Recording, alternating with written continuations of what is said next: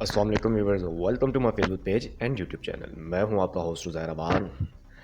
जैसा कि आपने टाइटल में पढ़ ही लिया है कि रिसेंटली जो काबुल एयरपोर्ट पे बहुत बड़ा एक साहनिया हुआ जिसके अंदर 100 से ज़्यादा लोग ज़ख्मी भी हुए और तकरीबन हद से ज़्यादा लोग जो थे जो मारे गए, जिसमें अमरीकी फ़ौजी भी मौजूद थे, जो बड़ा अफसोसनाक वाक़या था। फिर उसके ऊपर बहुत सी बातें निकल के आना शुरू हुई, बहुत सी थ्योरीज़ बनना शुरू हुई।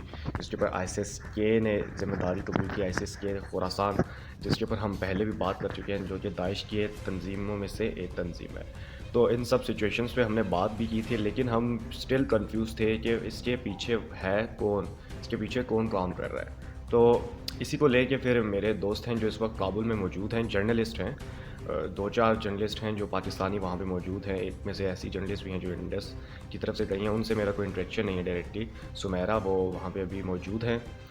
उसके अलावा मेरे अपने दोस्त हैं, जर्नलिस्ट हैं, वो वहाँ पे मौजूद हैं। उन्होंने मुझे मेरी बात करवाई तालिबान के एक लीडर से, जिसमें मेरी उनसे कन्वर्सेशन हुई। और मैंने पहले तो उनसे सिचुएशन के ऊपर बात की। मैंने उनको बताया कि मुझे बड़ा दुख है कि जो काबुल के अंदर एयरपोर्ट पे जो हमला हुआ वो बड़ा अफसोसनाक था, और अल्लाह ताला आप सबको सब्र अता फरमाए। सब पे मैंने बात की। फिर ऑब्वियसली उन्होंने मुझे इतनी देर बात करने का मौका नहीं दिया। उन्होंने कहा हम बाद में फिर कभी बात करेंगे, अभी हम मसरूफ़ हैं, इसलिए आप ये दो चीज़ों पे ही इसको सम अप कर दें। इंशाल्लाह फिर कभी बात होगी, क्योंकि जर्नलिस्ट के थ्रू बात हो रही थी, इसलिए वो जल्दी में थे, क्योंकि आपको पता है हालात इस वक्त कैसे चल रहे हैं काबुल के अंदर। ये सारी सिचुएशंस निकल कर आई, तो मेरी उनसे जब बात स्टार्ट हुई, मैंने उनसे पहला सवाल ये पूछा कि आपको क्या लगता है कि जो काबुल एयरपोर्ट पर धमाका हुआ, इसके पीछे कौन है। मैं एक्सपेक्ट जो कर रहा था, आप जानते हैं, आप अच्छे से जानते हैं कि मेरा इस पे क्या जवाब था। मेरा इस पे जवाब था कि इसके पीछे इंडिया है, NDS है, जो कि दोनों मिलकर ये सब कर रहे हैं ताकि ख़ित्ते का अमन ख़राब किया जाए, ख़ित्ते की सूरत हाल को ख़राब किया जाए, क्योंकि इंडिया हार चुका है इस सिचुएशन को। इंडिया के लिए ये गेम ओवर हो चुकी है, इंडिया हार चुका है। अब उनका वहाँ पे इन्फ्लुएंस अफ़गानिस्तान के अंदर ख़त्म हो चुका है। जिस तरह से उन्होंने $1 बिलियन वहाँ पे लगाए थे, वो सब के सब उनके ख़त्म हो गए। तो अब जब वो $1 बिलियन ख़त्म हो गए, तो अब उन्होंने प्रॉक्सी वॉर जो उनकी थी, क्योंकि देखें हमारे DG ISPR साहब ने भी बात ये क्लियरली बोल दी थी कि इंडिया ने वहाँ पे जितना पैसा लगाया था, वो सारा पैसा लगाने का सिर्फ एक मकसद था, और वो था पाकिस्तान का अमन ख़राब करना। जबकि वहाँ की अफ़गानी अवाम ये समझ रही थी भारत कोई हमारा बड़ा हमदर्द है। भारत अगर इतना हमदर्द होता तो वो नेपाल में क्यों ना लगाता, भारत इतना हमदर्द होता तो बांग्लादेश में क्यों ना लगाता, म्यांमार में क्यों ना लगाता। वो वहीं पे क्यों लगा रहा है जहाँ पे उनको उनका इंटरेस्ट नज़र आ रहा है, जहाँ पे उनको पाकिस्तान के ख़िलाफ़ काम करने का मौका मिल रहा है। इसीलिए मैंने आपको बोला था इसके पीछे भारत काम कर रहा है, जैसे DG ISPR ने भी बोला था।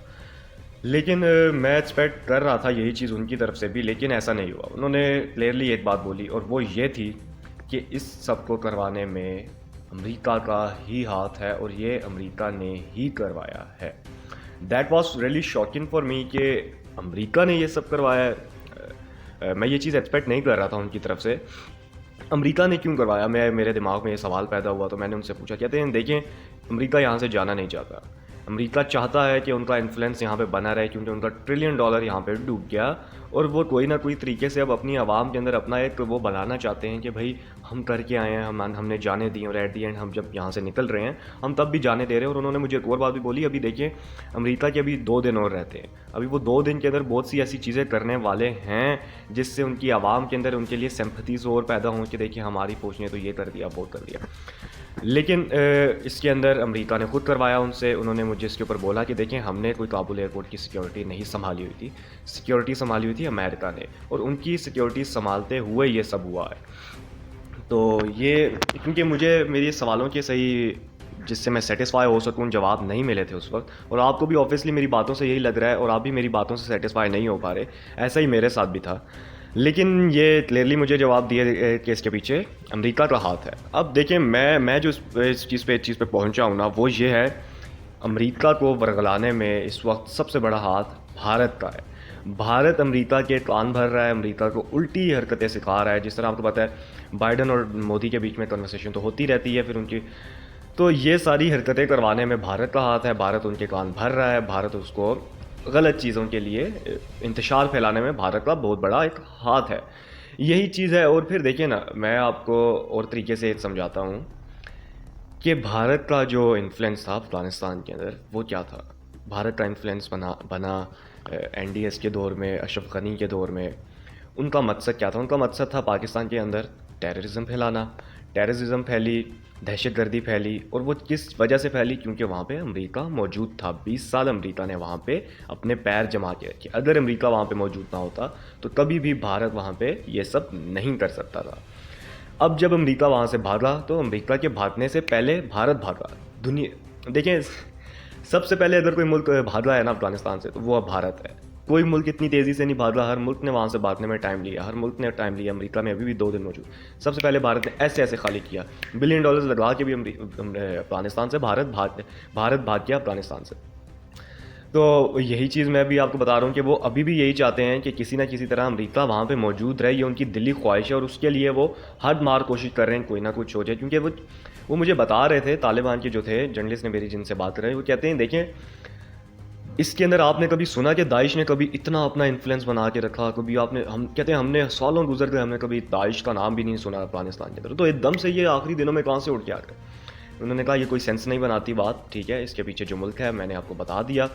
इसके बाद हमारी कन्वर्सेशन ख़त्म हो गई। मैं इसमें 2 चीज़ें ऐड कर देना चाहता हूँ जो मैं समझता हूँ कि बहुत बहुत बहुत इम्पोर्टेंट है। सबसे पहली बात, पाकिस्तान के लिए जीत हो चुकी है। पाकिस्तान के लिए, पाकिस्तान की आवाम के लिए ये बहुत बड़ी एक जीत है। पाकिस्तान की आवाम के लिए ये जीत क्यों है, मैं आपको क्लियर कर देना चाहता हूँ। देखें, पाकिस्तान के ख़िलाफ़ अफ़गानिस्तान की सरज़मीन इस्तेमाल हो रही थी, भारत इस्तेमाल कर रहा था, अफ़गानिस्तान के NDS खुद इस्तेमाल कर रही थी, उनकी गवर्नमेंट खुद इस्तेमाल कर रही थी। पाकिस्तान के अंदर प्रॉक्सी वार होती, फाटा को पहले निशाना बनाया गया, फिर बलूचिस्तान को बनाया गया, PTM जैसी दहशतगर्द तंजीमों को जो इंतशार फैलाने वाली हैं उनको पैदा किया गया। अब तो वो यतीम हो चुकी है PTM।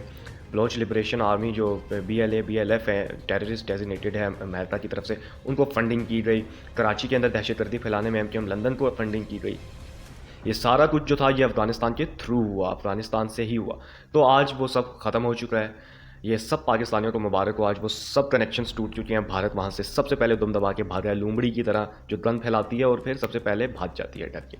वही भारत का भी हिसाब था, भारत वहाँ से भाग गया। उनकी मीडिया रो रही है, हद मार के रो रही है, जो हो सकता है वो कर रहे हैं, और रोने पर उन्होंने ज़ोर दिया हुआ है।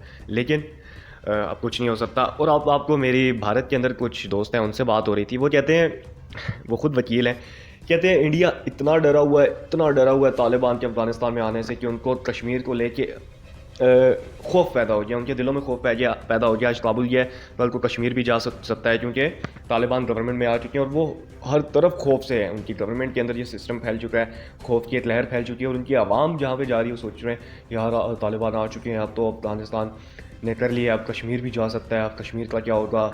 उनकी गवर्नमेंट के अंदर ये साइकिया बैठ चुकी है। ये भी खुशी की बात है और ये भी बहुत इंपॉर्टेंट बात है। मुझे खुद उन्होंने बताया, कहते हैं मैं जहाँ पे जाता हूँ वो मुझसे पूछते हैं यार तालिबान ने कब्ज़ा कर लिया है, कल को तालिबान कश्मीर के मसले में भी फंस जाएंगे।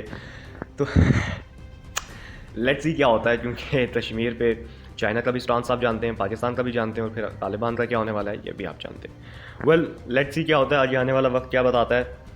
आई होप सो कि आगे आने वाला वक्त हम सब के लिए बेहतर हो, इस खित्ते के लिए बेहतर हो, अफगानिस्तान के लिए बेहतर हो, पाकिस्तान के लिए बेहतर हो, और किसी भी मुल्क के लिए जो अमन चाहता है, जो अच्छा खित्ते को सुकून में देखना चाहता है, उन सब के लिए अमन हो।